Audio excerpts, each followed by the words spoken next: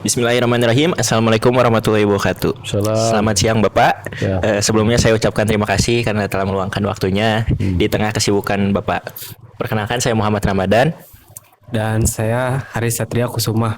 dan beberapa rekan kami di balik layar yang mungkin belum bisa hadir dan ada kameramen juga. Mungkin hari ini kita akan melakukan diskusi untuk membedah biografi tokoh ekonomi syariah atau pemimpin perusahaan yang memiliki latar belakang atau pola pikir sufi.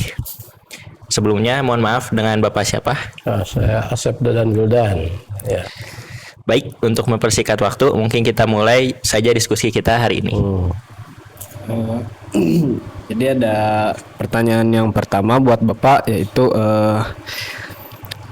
untuk tokohnya, menurut Bapak ini siapakah tokoh yang akan Bapak pilih untuk diskusi kita hari ini, serta bagaimana latar belakang spiritual atau sufistiknya membentuk cara beliau memimpin?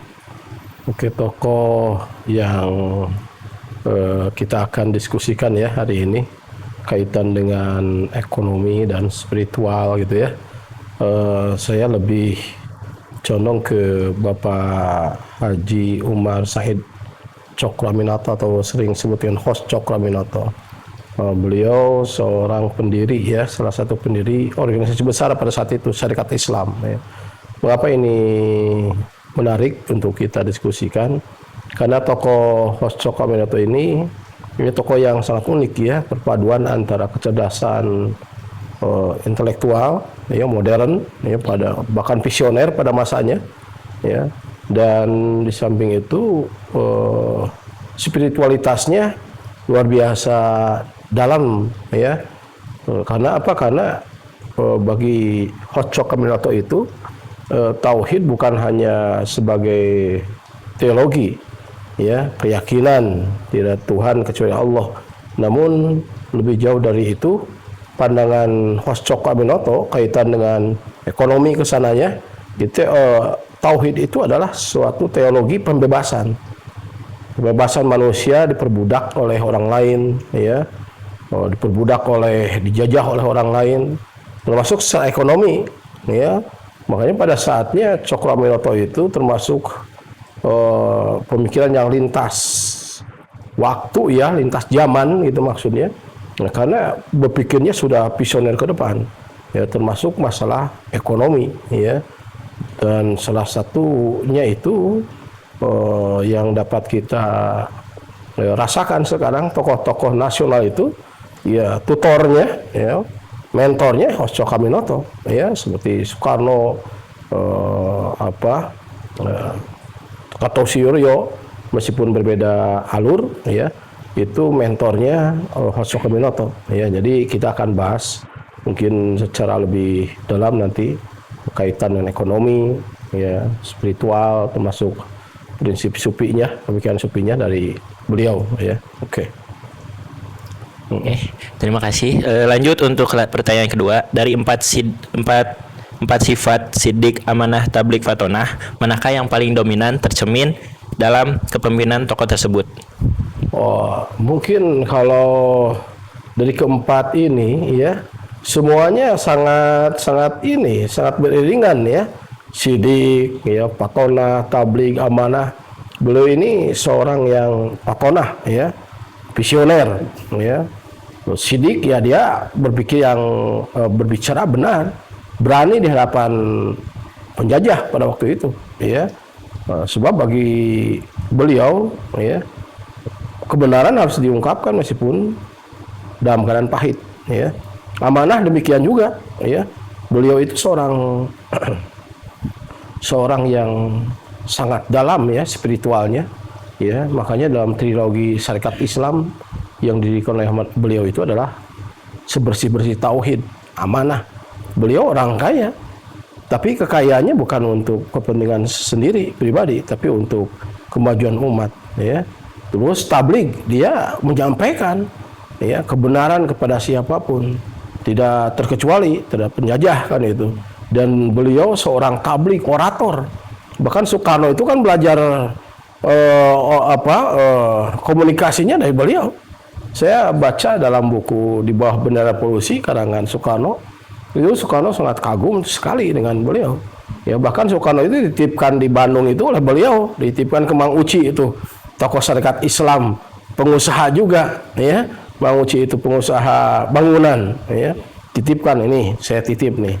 Ini anak muda, ya. Waktu itu Soekarno dititipkan karena mau kuliah di ITB, ya.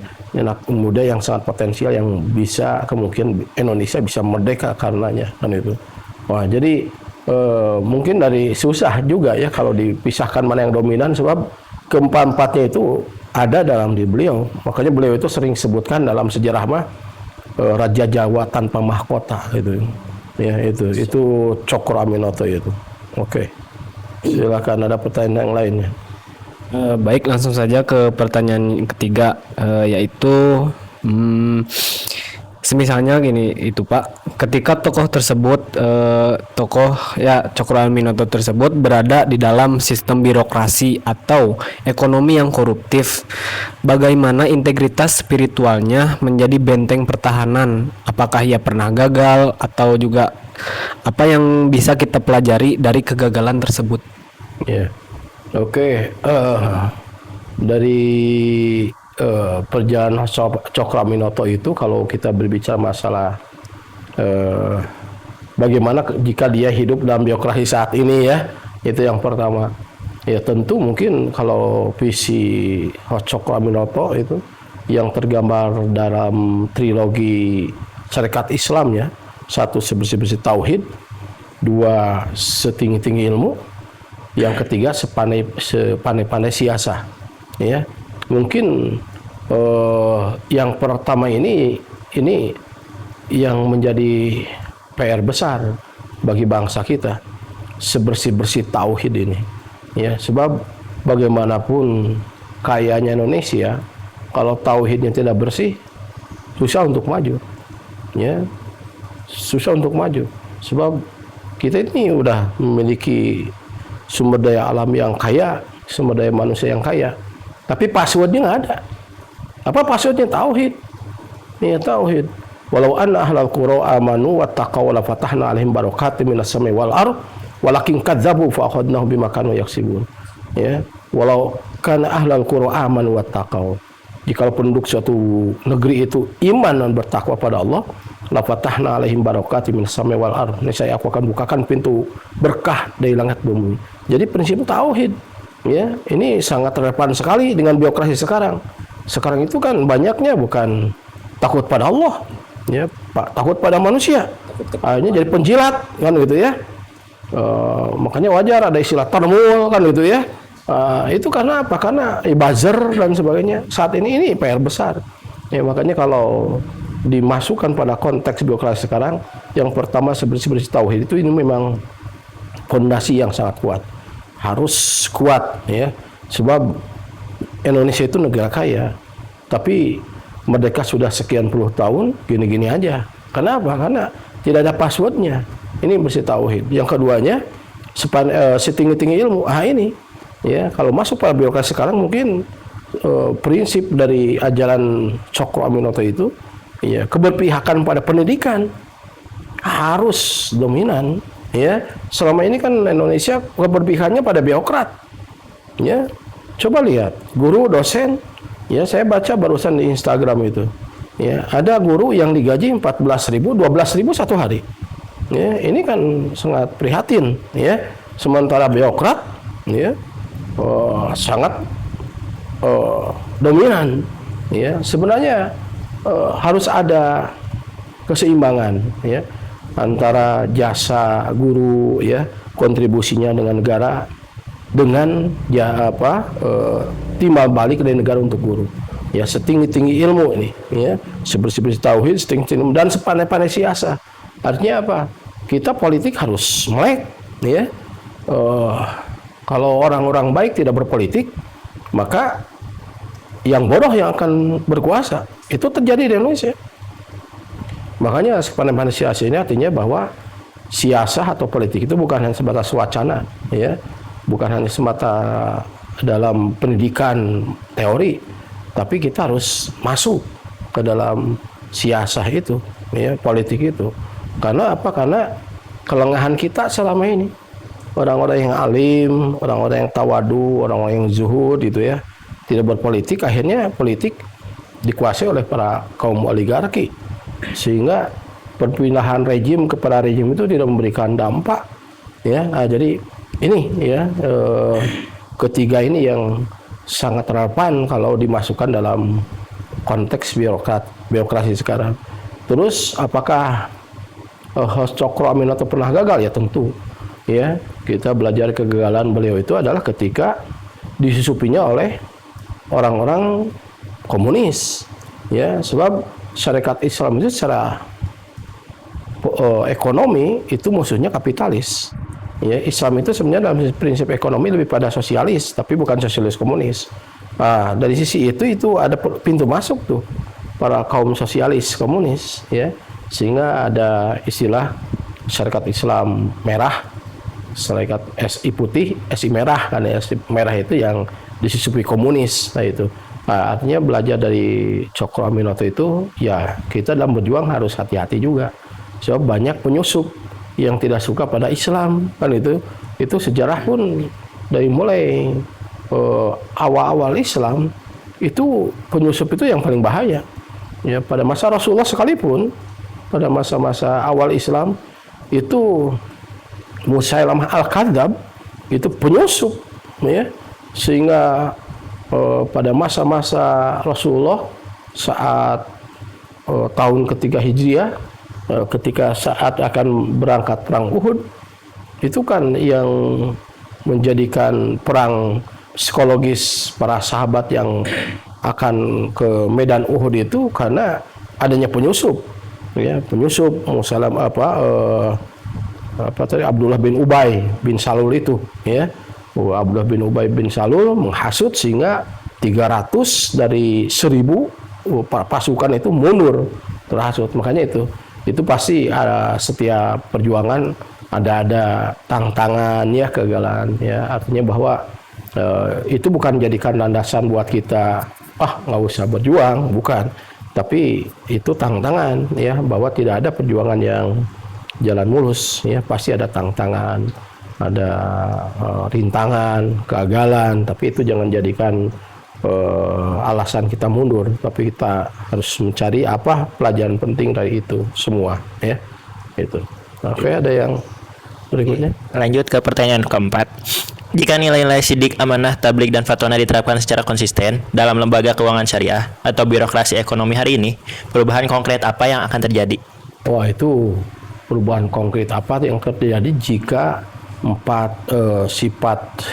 sifat dasar manusia yang sempurna itu ya, sidik, tablik, amanah, fatwa itu ada, itu akan terjadi lahirnya ya keseimbangan dalam ekonomi ya. Keseimbangan dalam ekonomi itu di mana ekonomi itu tidak hanya atau uang itu ya tidak hanya berputar di kalangan orang-orang kaya saja ya. Itu prinsip Islam ya, kaila yakuna dulatan bainal agniai minkum, jangan sampai uang itu berputar di antara orang yang kaya saja. Nah, makin konsep kapitalis seperti itu. Kapitalis itu kan uang hanya berputar di kalangan mereka. Makanya ada istilah 9 naga gitu kan. Coba bayangin Indonesia yang semikian kaya, semikian luas, ekonomi yang dikuasai oleh 9 orang. Nah, ini sangat bertentangan konsep Islam ya. Jadi kalau sifat 4 itu ada dalam birokrasi atau lembaga ekonomi, akan terjadi keseimbangan ya, keseimbangan secara ekonomi, di mana orang kaya ada, tapi kayaannya itu manfaatnya akan terasa oleh orang-orang miskin gitu. Orang miskin dimanapun pasti ada, bukan berarti ketika konsep ekonomi syariah dijalankan secara menyeluruh orang miskin tidak ada, pasti ada. Tapi orang miskin itu akan merasa nyaman karena apa? Karena kemanfaatan ekonomi yang dikuasai oleh orang kaya, manfaatnya terasa oleh mereka. Yang sekarang itu malah terbalik ya, kemanfaatan ekonomi itu tidak terasa oleh orang-orang miskin. Nah, jadi jika itu ya 4 sifat itu ada dalam pengelolaan ekonomi, dalam lembaga ekonomi, itu akan terjadi keseimbangan ya secara ekonomi, di mana ekonomi terasa oleh semua, tidak berputar di kalangan orang-orang kaya saja. Itu. Apalagi? Baik, masuk ke pertanyaan yang terakhir. Jadi dari perjalanan hidup beliau, sifat mana saja yang menurut Bapak itu paling sulit diwujudkan jika kelak Bapak nanti akan menjadi pemimpin dalam institusi ekonomi? Mengapa dan apa langkah konkret yang akan Bapak ambil? Yang paling berat itu kalau Patonah ya, cerdas, itu banyak yang cerdas gitu ya. Mungkin yang paling berat itu di antara 4 itu ada 2 ya. Yang pertama sidik ya. Yang keduanya amanah gitu kan. Bicara yang jujur itu susah gitu kan. Ini persis pada kondisi saat ini gitu kan. Kejujuran itu barang yang langka gitu ya, susah. Pada yang jujur cenderung dimusuhi orang kan itu. Yang keduanya amanah, akuntabilitas ya, akuntabilitas amanah ya, amanah, dia bisa mempertanggungjawabkan apa yang dia emban, itu paling berat tuh. Kalau Patonah cerdas, banyak sekolah kan udah mendidik orang-orang cerdas ya, bahkan banyak orang-orang yang terkena kasus itu gelarnya banyak tuh, guru besar kan itu, cerdas-cerdas, tapi amanah dan sidiknya itu. Lalu bagaimana ini supaya itu bisa diantisipasi ya, sehingga terwujud keempat sifat itu ya, diantaranya yang tadi ya, kalau saya itu tauhid ya, konsep tauhid itu harus jadi dasar dalam kehidupan yang lebih luas ya. Sebab dalam tauhid itu kan muncul keempat sifat itu. Tanpa tauhid susah ya, tanpa tauhid susah. Makanya keimanan pada Allah itu harus jadi dasar dalam semua aktivitas ya. Kalau keimanan pada Allah tidak ada dalam diri seseorang, itu mungkin hanya istilahnya itu hiasan mulut saja ya, hiasan mulut saja. Dia bicara kejujuran, bicara masalah berjuang untuk negara, omong kosong gitu ya. Tapi dengan tauhid itu akan terwujud itu semua ya. Kegagalan yang terjadi saat ini di Indonesia karena konsep tauhidnya itu ya, konsep tauhid bagi orang-orang yang beriman ya, tentunya dalam konteks kita bicara masalah orang-orang Islam ya, nggak mungkin masukkan tauhid, konsep tauhid pada orang-orang non muslim ya, konsep umat orang Islam. Sebab di kita mayoritas muslim ya, jadi konsep tauhid itu harus jadikan dasar dalam kehidupan kita bersosial, apakah dalam ruang lingkup sosial, lingkungan sosial yang kecil maupun yang besar, termasuk negara. Sebab kalau dengan konsep tauhid itu kita berjuang tidak transaksional masalah uang, tapi bertransaksinya dengan Allah ya, tidak sibuk dan mencari kehormatan di hadapan manusia, tidak sibuk mencari kemuliaan di hadapan manusia. Mereka kan sibuk mencari kehormatan di hadapan Allah. Meskipun manusia tidak menghargai, ya nggak peduli. Sebab apa? Sebab mereka sibuk mencari kehormatan di hadapan Allah. Itulah yang dibawa oleh Nabi Muhammad saat Nabi Muhammad mendirikan negara Madinah pada waktu itu. Konsep tauhid yang pertama itu. Nah, ini kegagalan kita saat ini adalah gimana konsep tauhidnya kurang mendalam ya, sehingga banyak manusia, orang-orang Islam ya, dalam birokrasi, dalam ekonomi transaksional dengan manusia. Kalau sudah transaksional dengan Allah itu semua lepas, sehingga tidak ada beban lagi buat mereka itu ya, beban mencari kehormatan, kemuliaan di hadapan manusia. Hanya mereka sibuk untuk mencari kemuliaan, kehormatan di hadapan Allah. Ya akhirnya ya energi itu semua menjadi energi. Terus bekerja keras, terus buat inovasi, ya itu Patonah itu.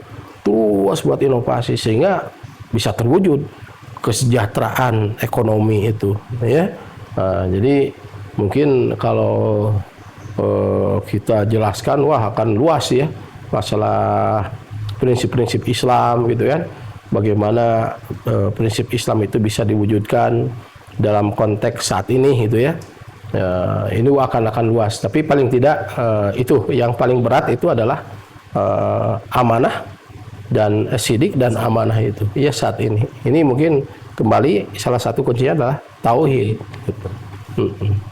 Itu mungkin ya. mudah-mudahan bermanfaat. Baik Bapak, terima kasih atas waktu yang telah diluangkan. Iya. Kami dari Iya. kami dari kelompok 7 pamit undur diri. Ya. Ya, Assalamualaikum terima kasih. warahmatullahi wabarakatuh. Assalamualaikum warahmatullahi wabarakatuh.